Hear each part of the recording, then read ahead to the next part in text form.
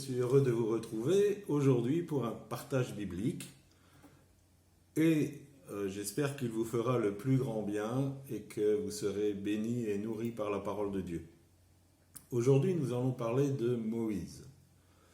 Et vous savez que j'aime voir un peu comment les personnages bibliques ont vécu les choses. Qu'est-ce qu'il y a pu se produire dans leur cœur par rapport aux événements qu'ils ont subis. Et sur Moïse, il y a beaucoup à dire. Nous savons que ça a été un grand libérateur, mais avant de devenir ce grand libérateur, il a vécu un certain nombre de choses, et c'est ce que nous allons aborder aujourd'hui. Notre lecture est basée sur Exode 2. Nous n'allons pas le lire, mais c'est quelque chose que vous pouvez retrouver si vous le souhaitez. Moïse est né dans une période spécifique et assez difficile. Parce qu'avant sa naissance, le pharaon a décidé de créer un arrêté qui disait que tout mâle des enfants d'Hébreux devait être mis à mort et jeté dans le Nil. Nous savons que des enfants ont gardé certaines séquelles parce qu'ils n'étaient pas désirés par leurs parents, ou quelquefois il y avait eu des pensées d'avortement, mais ça s'était pas fait, et on sait que ça les a marqués. On ne sait pas pourquoi le jeune enfant a gardé quelque chose, mais ça crée des souffrances et des difficultés. Et on peut penser raisonnablement que pour Moïse, il en a été pareil, même si ses parents le désiraient, dès sa naissance, il était condamné à mort. Bien sûr, cette femme, sa maman, a vu que c'était un beau bébé et son cœur de maman ne pouvait pas se résoudre à le tuer et le jeter dans le Nil, et donc elle l'a caché. Et on va y revenir prochainement.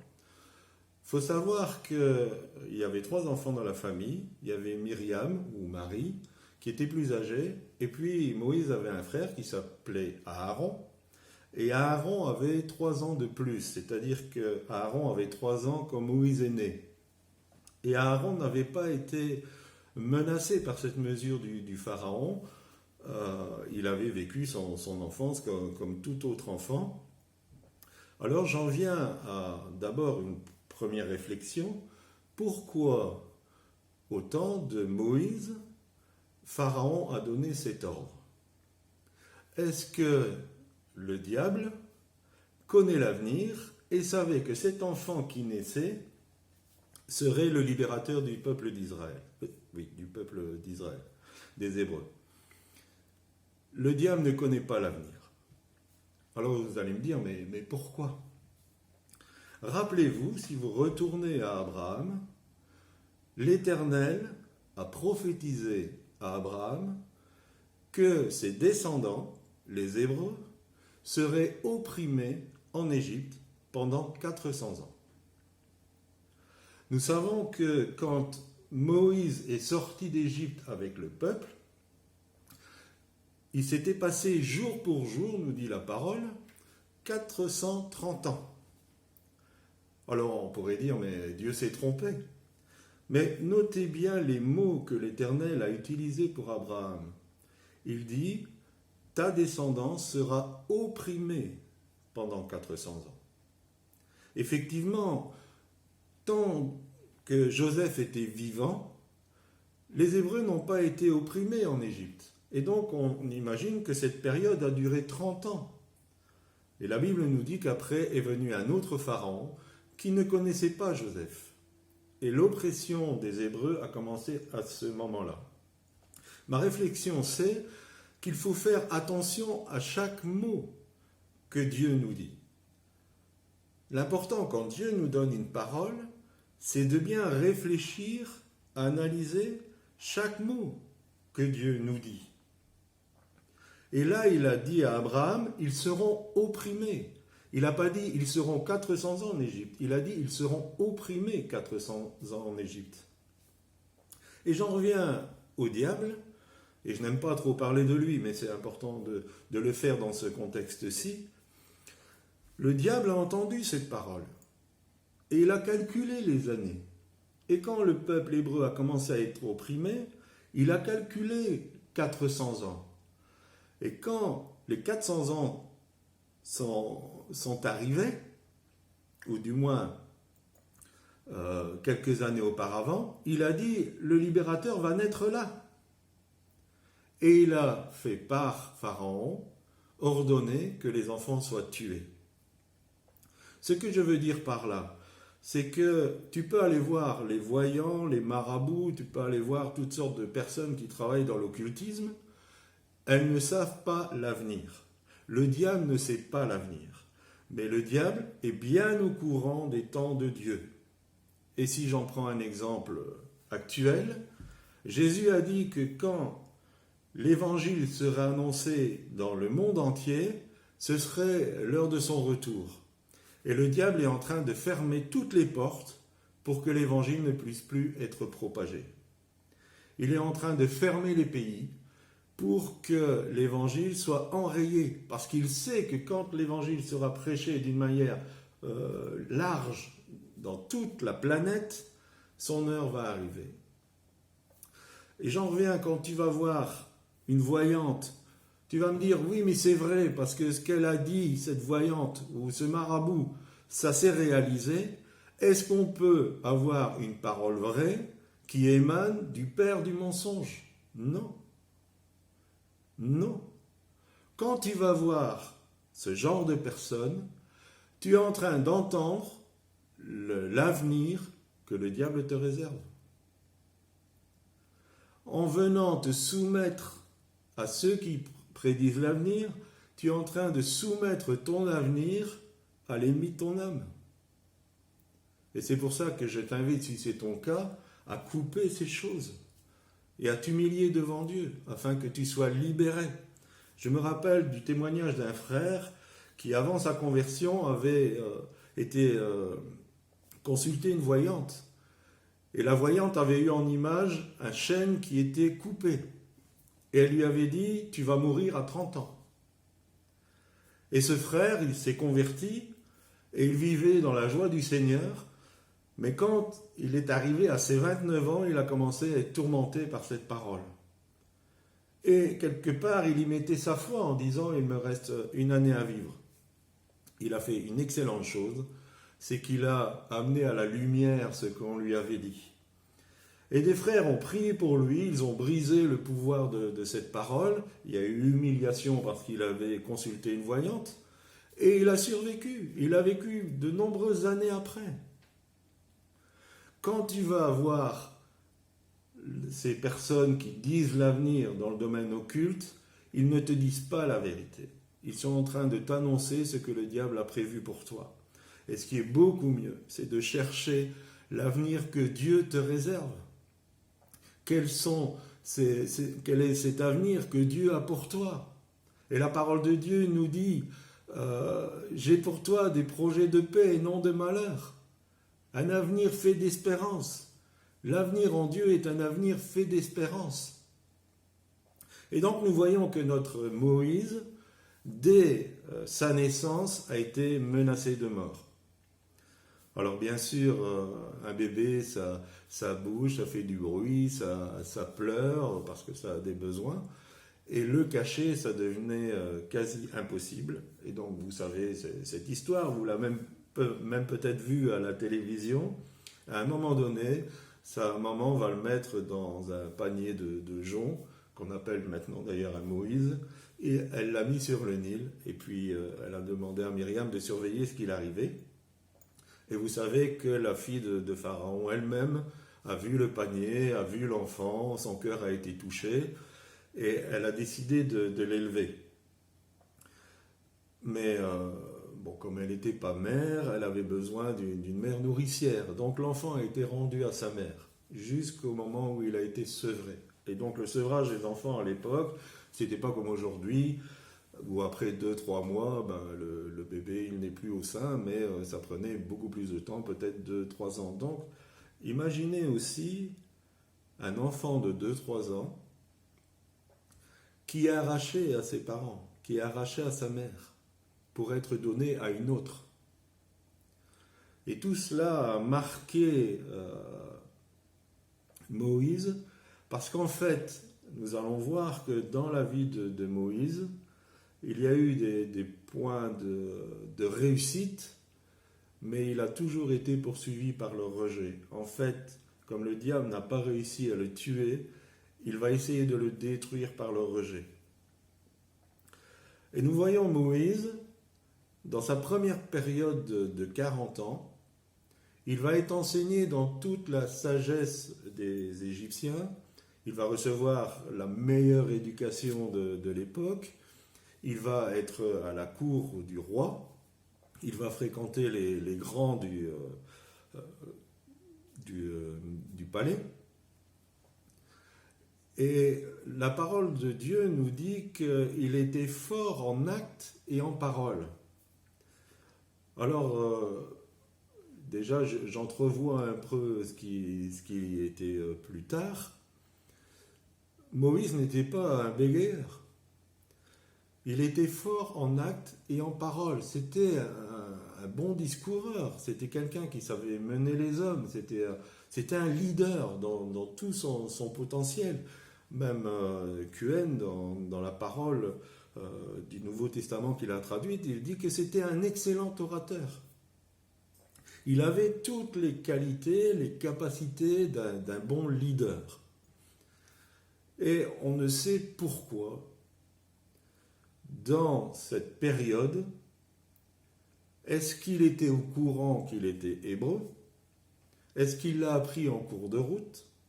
Mais à un moment donné, il s'est rendu compte que ses frères de sang étaient des esclaves.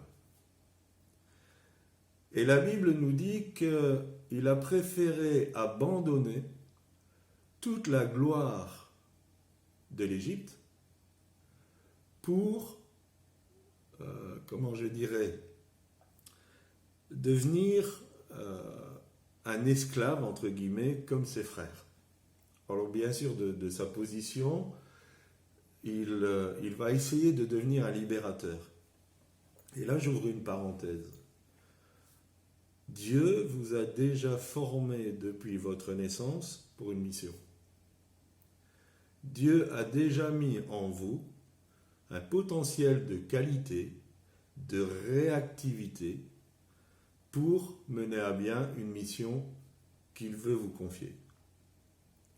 Moïse n'est pas devenu un libérateur à ses 80 ans. C'était déjà un libérateur. Et vous êtes déjà l'instrument de Dieu. Et je dirais même que si la mort vous poursuit, ça veut dire que votre mission est importante. Elle est très importante. Parce que le diable a entendu ce qu'il a été dit sur vous. Dieu a entendu quelque part ce que Dieu pense de vous et ce qu'il veut faire avec vous. Et il peut vous poursuivre. Et je peux vous dire que mon épouse en a fait les frais parce qu'elle a reçu un appel particulier de la part du Seigneur. Et depuis sa tendre enfance, elle a été poursuivie par la mort. Et elle a échappé à la mort de nombreuses fois alors qu'elle n'était pas encore chrétienne. Et même en étant devenue chrétienne, plusieurs fois, le diable a essayé de la détruire. Et de la même manière, si vous avez la mort aux trousses, réjouissez-vous. C'est parce que Dieu a une mission particulière pour vous et qu'il vous a formé. Regardez à l'intérieur de vous déjà vos capacités, les qualités. Pourquoi telle chose vous dérange? Et nous aimons beaucoup une prédication du pasteur Dallo qui disait « Ma frustration, mon appel, ma vocation. Ma frustration, ma vocation. » Martin Luther King, quand il a vu le peuple noir américain qui était opprimé, ça a créé une frustration qui est devenue sa vocation et il a été un de ceux qui ont amené ce peuple noir à être libéré. Donc si vous avez des sentiments négatifs par rapport à certaines situations sociales ou d'autres choses, amenez ça à Dieu. Il va l'utiliser pour faire de vous sa main puissante pour agir et vous pourrez être là où vous êtes un libérateur, peut-être pas à un niveau comme Moïse, mais vous pourrez être quelqu'un qui va changer les choses, qui va faire bouger les choses autour de vous. Comme la parole de Dieu dit que Paul et Silas, c'était ces gens qui avaient bouleversé le monde. Dieu peut faire cela avec vous. Et au plus le diable s'acharne sur vous, soyez encouragés. Ça veut dire que la mission est grande. Et donc on voit notre Moïse qui a voulu commencer à libérer les Hébreux. Dans Actes, il est dit qu'il s'est détourné de l'honneur, des richesses de l'Égypte. Il s'est détourné du péché. Il a préféré être traité en esclave que d'être traité à la cour du roi. Dans notre raisonnement humain, nous pourrions dire, mais s'il voulait faire bouger les choses, à la cour du roi, au palais, il était bien placé. Il était peut-être le pharaon en devenir. Il aurait pu amener des réformes sociales. Mais ce n'était pas le chemin de Dieu, parce que le chemin de Dieu ne se glorifie pas au travers des chemins des hommes. Le chemin de Dieu se glorifie à travers son chemin. Et rappelons-nous que Jésus a dit, étroit est le chemin. Donc c'est resserré. Quand je disais qu'il faut faire attention à ce que Dieu dit, à chaque mot, à ce qu'il a voulu dire dans chaque mot, c'est parce que c'est resserré. Ce n'est pas large. Dieu veut nous amener dans un domaine d'obéissance qui soit étroit, où nous collons vraiment à la parole de Dieu. Nous ne nous contentons pas de faire les choses à moitié, à peu près, mais nous voulons coller à la parole de Dieu. Et nous aimons ce chant qui dit « Ne me laisse pas aller si tu n'es pas avec moi. Seigneur, que je ne marche pas sur un chemin où tu n'es pas avec moi. Marche devant moi et marche derrière moi. Marche devant moi pour montrer le chemin et marche derrière moi pour me protéger. Je veux coller à ce que tu as dit et ne pas faire les choses n'importe comment parce que ça semble le mieux. Mais je vais faire les choses à la manière de Dieu. Et ça marche. Et malheureusement, si Moïse a accepté de se séparer de tout le faste de l'Égypte, il a voulu faire les choses dans sa force humaine. Et donc vous savez qu'il est sorti, et puis il a vu un Égyptien qui maltraitait un Hébreu. Et en pensant ni vu ni connu, il a tué l'Égyptien et il l'a enterré. Et le lendemain, quand il est sorti, il a vu deux Hébreux qui se battaient, et il a essayé d'amener la paix. Mais un des Hébreux lui a dit, mais qui t'a établi juge? Et là, j'en reviens à ce rejet qui a poursuivi Moïse. Parce que le diable n'avait pas pu le tuer, il l'a entraîné dans du rejet. C'était le libérateur des Hébreux. Et un propre Hébreu va lui dire, qui t'a établi? Qui t'a établi? Je te rejette, je ne t'accepte pas comme libérateur. Et lui a dit, est-ce que tu penses que tu vas me tuer comme l'Égyptien? Alors Moïse a su que la chose était connue, et puis il s'est enfui. Je reviens un peu sur cet épisode, et j'ouvre une autre parenthèse. Vous avez peut-être des Égyptiens enterrés. Peut-être qu'il y a des choses dans votre vie qui sont inavouables, dont vous n'osez pas parler, et sont des Égyptiens que vous avez enterrés. Sachez qu'un jour ou l'autre, ces Égyptiens vont revenir à la surface. Ou que quelqu'un va dire que vous avez enterré un Égyptien. Nous avons besoin d'amener, et il n'y a pas de condamnation dans ce que je dis, je ne suis pas en train d'essayer d'être un moralisateur ou quelqu'un qui a une propre justice. Mais vos fautes, vous avez besoin de les amener à la lumière de Christ. Vous avez besoin de les amener à Dieu. Si vous enterrez votre péché en pensant que personne ne le verra, Dieu ne pourra jamais l'enterrer lui-même. Et nous savons que la parole de Dieu nous dit, et je crois que c'est dans Michée, je ne me souviendrai plus de vos fautes, je les jeterai dans le fond de la mer. C'est beaucoup mieux quand Dieu enterre nos péchés que si nous les enterrons. Parce que quand Dieu enterre nos péchés, nous sommes complètement pardonnés, complètement purifiés, complètement libres. Et c'est ce que Dieu veut que nous soyons. Il ne veut pas que nous soyons sous l'oppression de l'Égypte. Et souvent, on est sous l'oppression de l'Égypte parce qu'on a enterré des Égyptiens. Parce qu'on a enterré ses fautes. Et Dieu nous dit, mais mon enfant, amène-moi ces choses. Et Jésus nous dit de la croix, mais j'ai porté tout ça. J'ai porté le prix du péché. Mais il faut que tu me l'amènes. Il faut que tu le déterres et que tu l'amènes à la lumière vis-à-vis de moi. Et si c'est nécessaire, peut-être vis-à-vis d'un frère ou d'une sœur en qui vous avez une grande confiance. Mais Jacques nous dit aussi, confessez vos péchés les uns aux autres. Donc quelquefois, il faut amener ça à la lumière vis-à-vis de Dieu, et quelquefois, il faut le confesser à un frère ou à une sœur en qui nous avons vraiment confiance. Et quelquefois, il faut aussi réparer. Voilà, je referme la parenthèse. Donc notre Moïse va devoir fuir et aller au désert.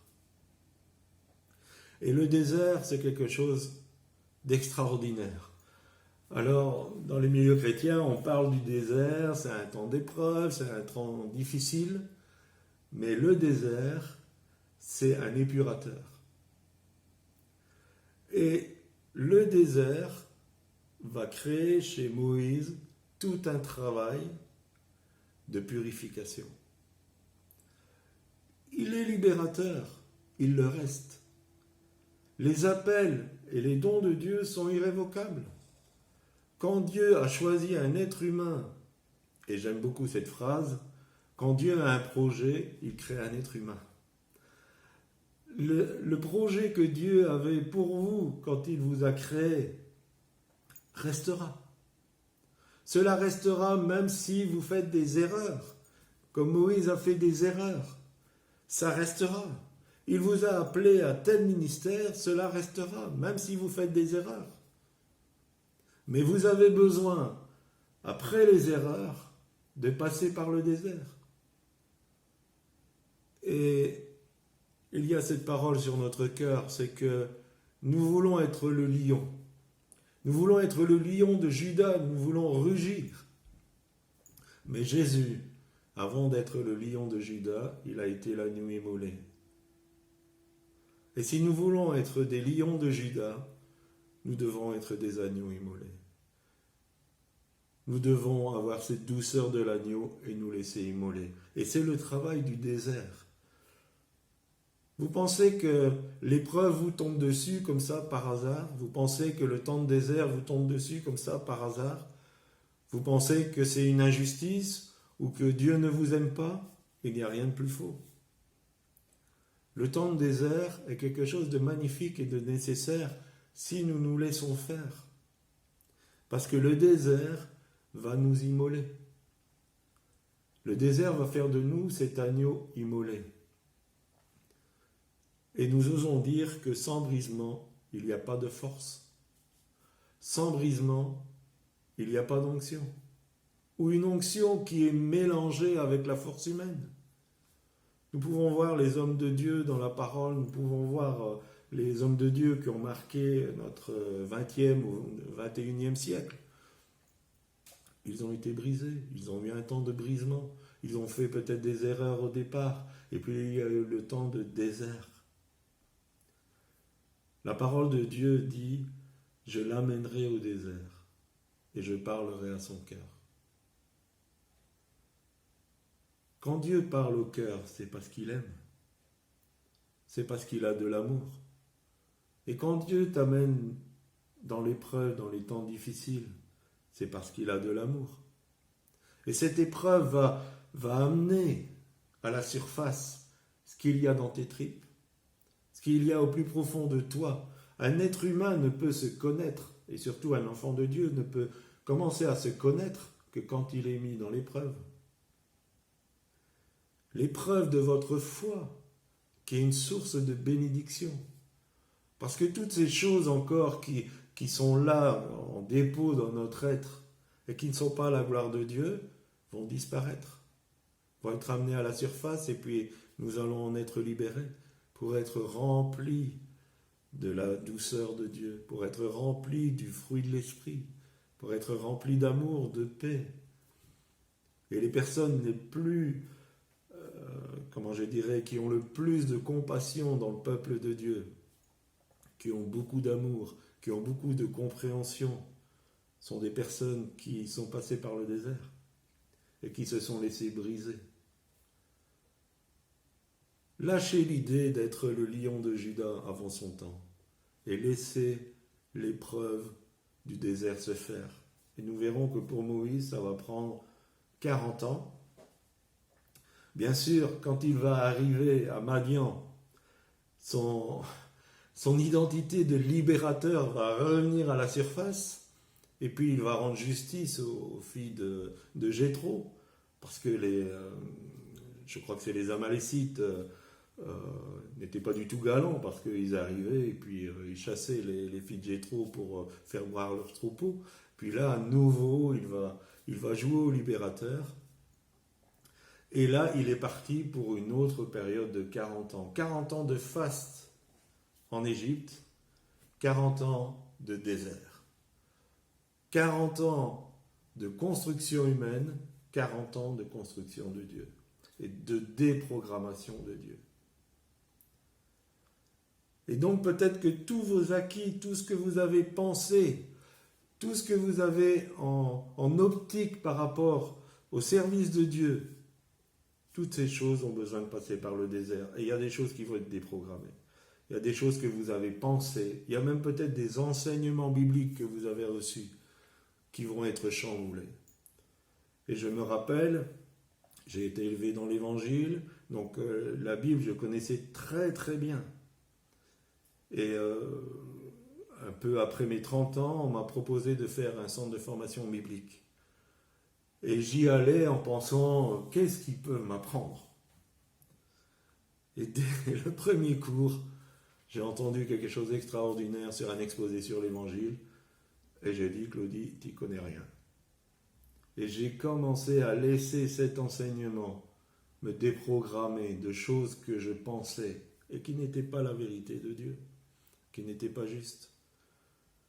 Voilà les amis, je vous encourage par ces paroles. Nous arrêtons là pour Moïse, il y aura certainement une suite.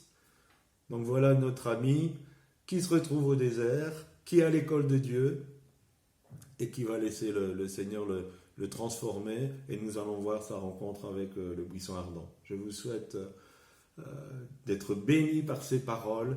Laissez la parole de Dieu pénétrer dans votre cœur et on se retrouve une prochaine fois. Au revoir.